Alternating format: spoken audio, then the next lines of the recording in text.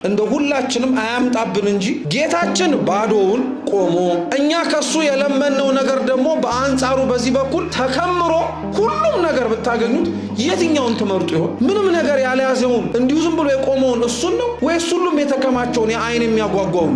ሰው እንዴት ነው ህይወት የሚሰጠው ቤት ውስጥ ሆኖ የሚሞተው? ሰው እንዴት ነው እንጀራ ያለበት ቤት ውስጥ ሆኖ የሚራበው? ሰው እንዴት ነው መጠጥ ያለበት ቤት ውስጥ ሆኖ የሚጠማው? የኛ ህይወት ይሄ ነው። ይኸውላችሁ ቤተክርስቲያን ስትመጡ የቤተ ክርስቲያን የመጀመሪያዋ ተልእኮ እንዳትዘነጉት ቁጭ ብላችሁ ትምህርተ ወንጌል ስብከት መማር። ከዛ በኋላ ነው የምንሰራው፣ ከዛ በኋላ ነው የምንደክም። እግዚአብሔር እንዲሰራ እንፈልጋለን፣ ደግሞ እኛም እጃችን እንዲኖር እንፈልጋለን። ጽድቅም መስራት እንፈልጋለን፣ በዛው ልክ ኃጢአቱም ደግሞ ባይወጣልንም እንመርጣለን። ግራ የገባን ሰዎች ነን፣ ልክ እንደ ማርታ። እሱን የሚያምነው ሰው ለጊዜው በኃጢአት ይወድቅ ይሆናል እንጂ እያመነው ከሆነ የሚነሳበት ቀን አንድ ቀን አለ። እግዚአብሔር ከኛ ጋር ባይሆን ኖሮ እኮ ብለን ያላቸው ብዙ ነገሮች አሉ። ልበ አምላክ ዳዊት እንዲያውም መዝሙሩ ላይ ይናገራል። እስራኤል እንዲህ ይበል እግዚአብሔር ከኛ ጋር ባይሆኑ ኖሮ ጠላቶቻችን የዛን ጊዜ በተነሱበት ወቅት ላይ በዋጡን ነበር ይላል። ተነስቶ ቤተክርስቲያን ላይ የሚያገሳው ኃጢአት በሙሉ ያልዋጠን እኛ ስለሆንን ሳይሆን እግዚአብሔር ከኛ ጋር ስለሆነ። እሱ ከኛ ጋር ባይሆንማ ኖሮ ለጠላቶቻችን ንክሻ ተላልፈን በተሰጠን ነበር። ቤተክርስቲያን ስለገባችሁ በቅጥሩ ስለተሰበሰባችሁ ፈተና አልባ የሆነ ህይወት ትኖራላችሁ ማለት አይደለም። ግን ከፈተናዎቻችሁ ጋር እግዚአብሔር አለ ማለት እንደሆነ አትርሱ።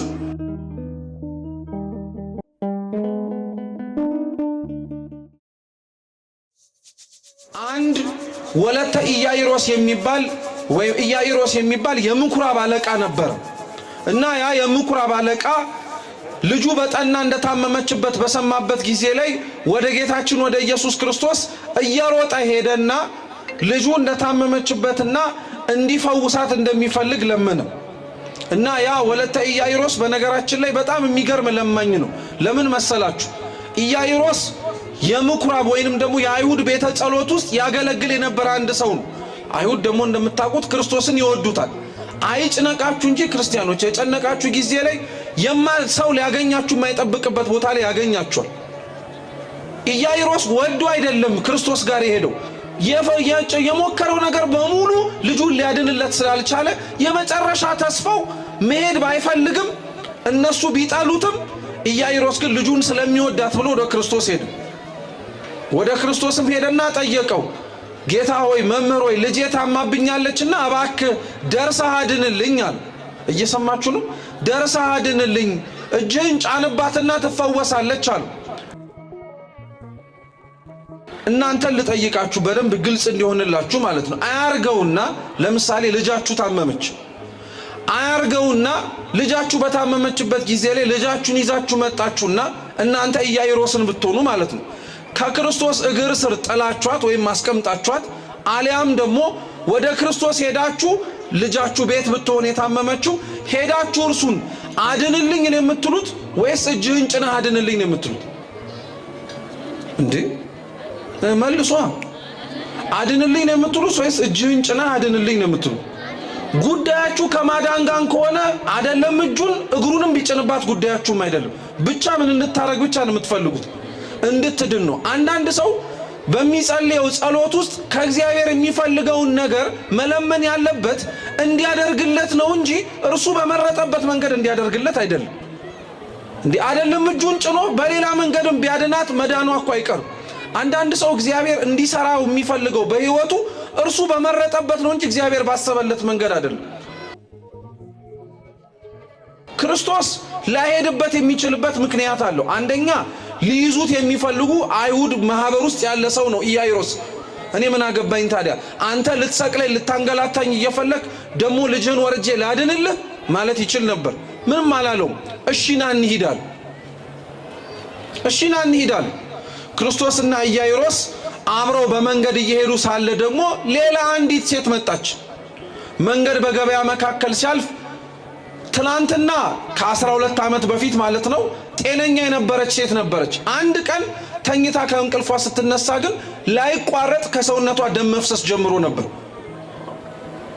ደም እየፈሰሳት መቆየት ከጀመረች ደግሞ 12 ዓመት አስቆጥራለች። እቺ ሴት 12 ዓመት ሙሉ ደም ሲፈሳት ለባለ መድኃኒቶች ያልሰጠችው ገንዘብ የለም፣ እንዲያድናት ያልጠየቀችው ሐኪም የለም። ግን ልድን አልቻለችም። ልብ ብላችሁ ስሙ። ቅዱስ ዮሐንስ አፈወርቅ ምን ይላል መሰላችሁ? ይህቺ ሴት በባለመድኃኒቶች እጅ እንዳትድን ያደረገው ባለመድኃኒቶች ላይ አድሮ እግዚአብሔር ስለማይሰራ አይደለም። ነገር ግን እንድትድን የፈለገው በባለመድኃኒቶቹ እጅ ሳይሆን በራሱ በእግዚአብሔር እጅ ስለሆነ ነው ይላል። እየሰማችሁ ነው? አንዳንድ ሰው ጤና ተቋማት ላይ ሄዶ ሳይድን ሲቀር በጣም ተስፋ ይቆርጣል። የትም ሄጄ ልድን አልቻልኩም፣ ሐኪም ቤትም ሄድኩኝ፣ ቤተ ክርስቲያንም ወደኩኝ፣ ማንም ሊያድነኝ አልቻለም ይላል። እቺ ሴት ትዝ ትበላላችሁ። 12 ዓመት ሙሉ ሐኪም ቤት ስትመላለስ ለባለመድኃኒቶች ገንዘቧን ስትሰጥ ልትድን ያልቻለችው ሐኪሞቹ ሳያድኑ ቀርተው አይደለም። ባለመድኃኒቶቹ በሽታዋን ሊፈውስ የሚችል ነገር እንዳያደርጉ እግዚአብሔር የፈቀደው ማን እንዲያድናት ስለፈለገ ነው። እግዚአብሔር ሁላችንን የሚፈውሰን ሰው ባሰበበት መንገድ የማይሄድበት እግዚአብሔር ለዛ ሰው ያሰበለት ሌላ ሐሳብ ስላለ ነው። ማህበረሰቡ አግልሏታል። ያቺ ሴት በሽተኛ ስለሆነች ሊያስታምማትም አይፈልግም። ምክንያቱም እሷን በመንካት ውስጥ መርከስ እንዳለ ስለሚያውቁት። ስለዚህ ያቺ ሴት ወጣ ሰው የተሰበሰበበት ቦታ ላይ ጌታዬን ልንካ ብላ ስትሄድ ሰው ሊገፋት ይችላል፣ ሊሰድባት ይችላል፣ ሊፈለገውን ሊያረጋት ይችላል። በህይወቷ ላይ ቆርጣን ሄደችው። እግዚአብሔር ጋር ስትመጡ ቆርጣችሁ ነው ክርስቲያኖች፣ አታወላውሉ። በቃ ሊያስመጣ የሚችል ምክንያት አለ፣ ግን እሱን አትመልከቱት። ቀጥ ብላችሁ መጣች። ወዲያውኑ ወደ ጌታችን ወደ ኢየሱስ ክርስቶስም ልብሱን ነካችሁ። ደሟ ቀጥ ሲልላት ክርስቶስም ዞረና ምን አለ? ኃይል ከሰውነቴ ሲወጣ ተሰምቶኛል። ማን የነካኛል? ያ ሁላ ሰው ሲተራመስ እኮ ነክቶታል። ከነሱ መካከል ግን በእምነት የነካው አንድ ሰው ብቻ ነበር። ይሄ ሁላ ሰው አሁን ቤተክርስቲያን ውስጥ መጥቷል አይደል? በእምነት ይሄን የመጣው አንድ ሰው። ስለዛ በእምነት ስለመጣው ሰው ብለው ግን እግዚአብሔር አምላክ የሁላችንንም ልመና ይሰማል። የሁላችንንም ልመና አምላካችን ያድምጥልን። አዳናት፣ ፈወሳት፣ ኃጢአትሽ ተሰርዮልሻል ብሎ አሰናበታት። ጌታችን ኢየሱስ ክርስቶስ በልብሱ ጫፍ ከፈወሳት በኋላ መንገዱን የኢያኢሮስን ልጅ ታማለች ብሎ ስለለመነው ሊያድናት እየሄደ ሳለ ግን ከኢያኢሮስ ቤት ሌሎች ሰዎች እየሮጡ መጡና ምን አሉት? እንግዲያውስ መምህሩን አታድክመው፣ ልጅህ ሞታለች አሉት። ሁላችሁም ውጡ አለና የምስጢር ደቀ መዛሙርት የሚባሉትን ቅዱስ ጴጥሮስን፣ ቅዱስ ያዕቆብንና ወንድሙ ቅዱስ ዮሐንስ ወንጌላዊውን አብሮ አስቀመጣቸውና ልጅቲቱ ሞታበታለች የተባለው አልጋ ላይ ተጠጋና ጌታችን ኢየሱስ ክርስቶስ እንዲህ ብሎ ተናገረ። ጣሊታ ጣሊታ ተነሽ አለ። እስኪ ጣሊታ በሉ እንጂ ጣሊታ ተነሽ። ጣሊታ ማለት በዕብራይስጥ አንቺ ልጅ እንደማለት ነው። አንቺ ልጅ ተነሽ አላት። ወዲያውኑ ተነሳች። ጌታችንም ምን አለ? የምትበሉትን አምጡላትና ትብላ አለ። ለምን? የተነሳችው በምትሃት ሳይሆን የእውነት እንደሆነ እንዲያውቁት ነው። ወንጌል ላይ ተጽፎ የሚገኝ ማናቸውም ተአምር ክርስቲያኖች ለኛ አሁን ላለነው ሰዎች እነዛ ታሪኮች ተጽፎ የሚገኙበት ምክንያት ስላለው ነው። ጣሊታ ብዙ ሰዎችን ትወክላለች። አንደኛ ያቺ ልጅ ሰው አይፈልግ እንጂ አይምረጥ እንጂ በህይወታቸው ገና ሮጠው ሳይጠግቡ ብዙም ሳይሄዱ የሚሞቱ ህፃናት አሉ። ስለዚህ ጣሊታ መሞቷን ስታዩ ሰው የሚሞተው ሲያረጅና ከፍ ሲል ብቻ አይደለም፣ ልጅ ሆኖም ሊሞት ይችላል የሚለውን እንድናስታውስ። ሁለተኛው ጣሊታ የሞተችበት ቤተ ክርስቲያንን ይመስላል። ጣሊታ ሞታለች ማለት አንዳንድ ሰው ቤተ ክርስቲያን ውስጥ ሆኖ ከእምነቱም የሞተ ከምግባሩም የሞተ ሰው አለ። ስሙን ክርስቲያን የሚለውን ተሸክሞታል እንጂ ምንም ክርስቲያን የማይሸት የማይል አኗኗሩ ከአሕዛብ ያልተናነሰ። ብዙ ክፋት ስናይ ሰው ሲል ሰምታችሁ አታውቁም? መቼም ይሄ ነጠላ ያልሸፈነው ጉድ እኮ የለም እንላለን አይደል? ይሄ ቀሚስ፣ ይሄ ካባ፣ ይሄ ምናምን ያልሸፈነው ምንም ነገር የለም እንላለን። እውነቱን ልንገራችሁ፣ ከቀሚሱ ከካባው በላይ የእግዚአብሔር ቸርነት ያልሸፈነው ምንም ኃጢአት የለም እንጂ እሱ ቸርነቱን አርቆ በደላችን እርስ በርስ እንተያይ ወይም እዩት ቢለን ኖሮ እንኳን ቤተ መቅደስ ለመግባት ይቅርና ቤታችን ቆመን እንኳን እቺን ቅድስት ቤተ ክርስቲያን ለማሰብ የአይምሮ ንጽህና እንኳን የለም። ቸር ስለሆነ ነው እግዚአብሔር ይህን ያደረገው። ቸር ስለሆነ ነው አምላክ ይህን የሸፈነው። ጣሊታ ለዛ ነው ቤተ ክርስቲያን ውስጥ ሆነው የሞቱ ሰዎችን ታስታውሳለች። ይሄ እውነቱን ልንገራችሁ ቤተክርስቲያን ውስጥ ሞቱ የሚባሉት ሰዎች እንዳልኳችሁ ያሉበትን ቦታ መስለው የማይገኙ ናቸው። እንደ አገልጋይነታቸው በርትተው የማያገለግሉ፣ እንደ ክርስቲያንነታቸው ለንስሐ ለቅዱስ ቁርባን የዘገዩ አያስፈልግም የሚሉ ራሳቸውን ኃጢአታቸውን አይተው ከማልቀስ ይልቅ የወንድሞቻቸውን በደል እያዩ እና እኔ ምን አደረኩኝ ገሌ ሲና አርጎ የለ እንዴ እያሉ የሚመጻደቁ ሰዎች አድራሻቸው ቤተክርስቲያን ይሁን እንጂ እነሱ የሞቱ ሰዎች ናቸው። ቤተክርስቲያን ሆኖ ከመሞት እግዚአብሔር አምላክ ይሰውራችሁ። ሰው እንዴት ነው ህይወት የሚሰጠው ቤት ውስጥ ሆኖ የሚሞተው? ሰው እንዴት ነው እንጀራ ያለበት ቤት ውስጥ ሆኖ የሚራበው? ሰው እንዴት ነው መጠጥ ያለበት ቤት ውስጥ ሆኖ የሚጠማው? የኛ ህይወት ይሄ ነው። እንጀራ ያለበት ቤት ውስጥ ሆነን እንደ ተራብን በጣም ብዙ ዓመት ቆይተናል ከክርስቶስ ሥጋ። መጠጥ ያለበት የክርስቶስ ደም የሚቀዳበት ቤት ውስጥ ሆነን መጠጣት ሳንችል ከተጠማን ብዙ ዘመን ሰንብተናል። ጣሊታ ማለት እንደኛ ቤተክርስቲያን ውስጥ ሆነው የሞቱ ሰዎችን እግዚአብሔር አይገርማችሁም? ታዲያ ቤተክርስቲያን ውስጥ ሆነው የሞቱትን ሰዎች እኮ ዝም ማለት ይችላል።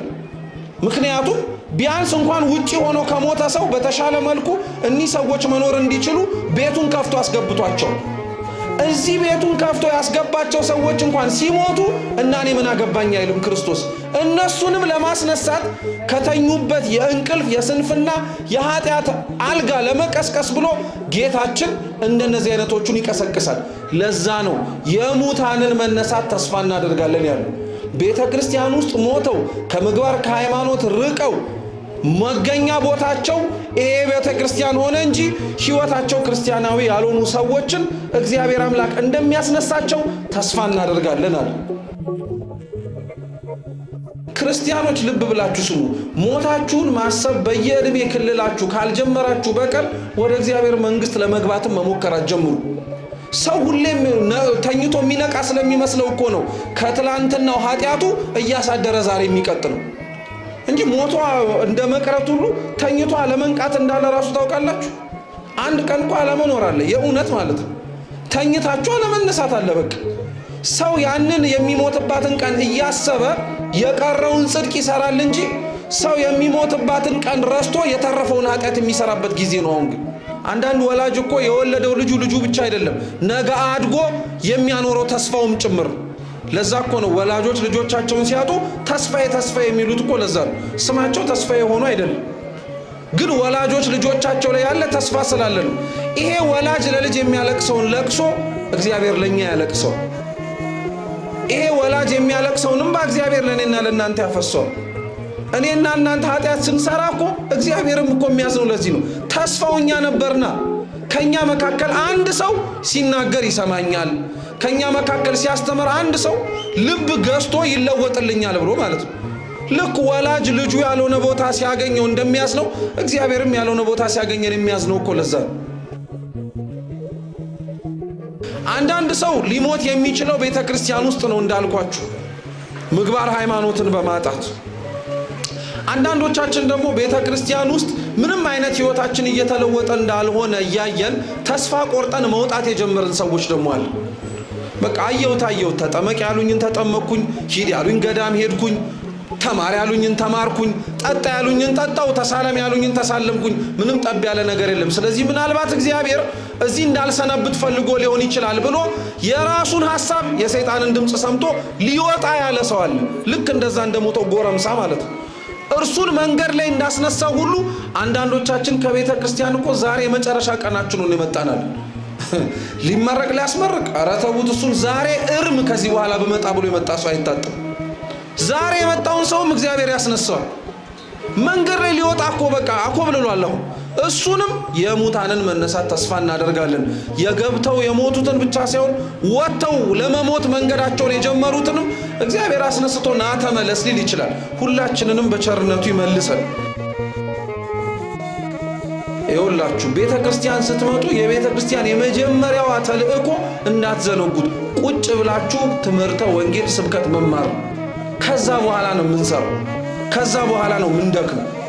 ለምን መሰላችሁ? ማርታ እንደ ማርያም ቁጭ ብላ ተምራ ቢሆን ኖሮ ወንድምሽን አስነሳዋለሁ ሲላት እኮ ና እንሂድ ነበር ማለት የነበረበት።